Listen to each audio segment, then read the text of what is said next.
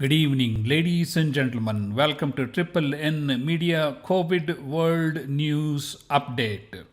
This is October 12, 2020. The top news is there are 38 million cases of coronavirus all across the globe, with more than 1.08 million people having died so far from the COVID 19 pandemic.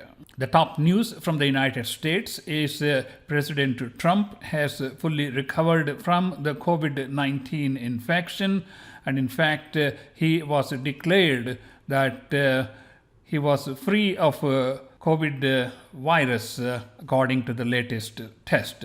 President Trump has been on a series of rallies since he got back to the White House following his hospitalization at Walter Reed Medical Center for the COVID-19 infection. He seems to have recovered quite well, and he has been aggressively campaigning for the upcoming election on November 3rd. Johnson & Johnson, which was one of the latest companies to begin phase 3 trial of a COVID vaccine, has put a little halt on its vaccine trial. According to the news today, Johnson & Johnson had to suspend its vaccine trial as one of the patients had symptoms. The drug monitoring group has to evaluate these symptoms and reassess the situation before Johnson & Johnson can proceed with the clinical trial. These little roadblocks are not uncommon. This happened with AstraZeneca, which was eventually cleared for continuation of the studies.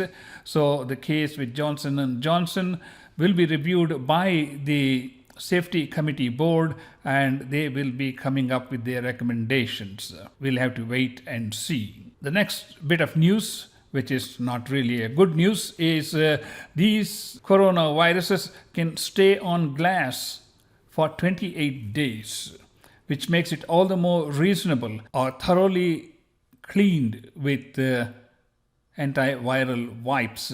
Now coming back to the world scene again, we're going to focus this time on Europe.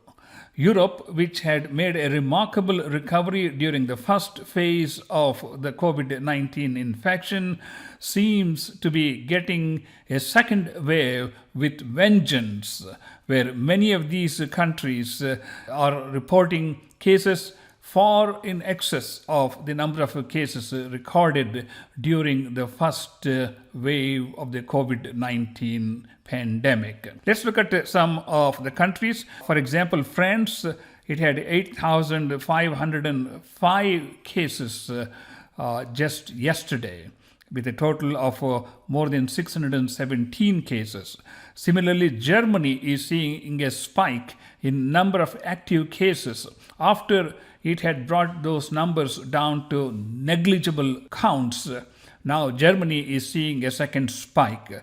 Same story with Spain, Sweden. So clearly the second wave is making through Europe with great vengeance. Let's look at some of their graphs, which will give a much better understanding of the magnitude of the second wave in Europe. Here's a timeline of COVID-19 from Germany. As you can see, in the first wave, they had approximately 6,000 cases.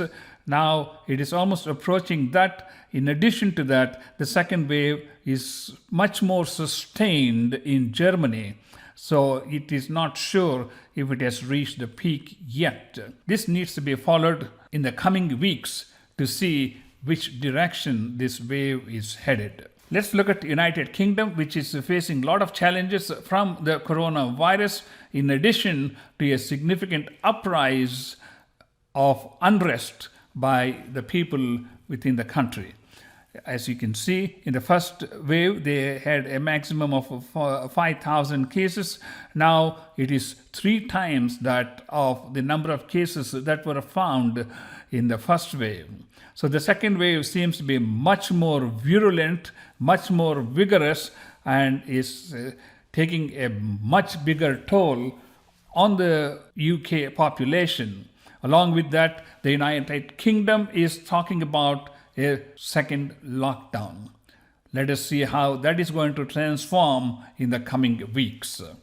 One more country, let's look at Spain. Spain had about 10,000 cases during the peak of the first wave. It was almost back to the baseline, and look at the magnitude of the second wave. It is almost like 2 to 3 times as big as the first wave. During the peak, it had experienced close to 12,000 active cases, and it is showing a downward trend compared to UK and Germany, but still Spain is not out of trouble. Let's talk about China.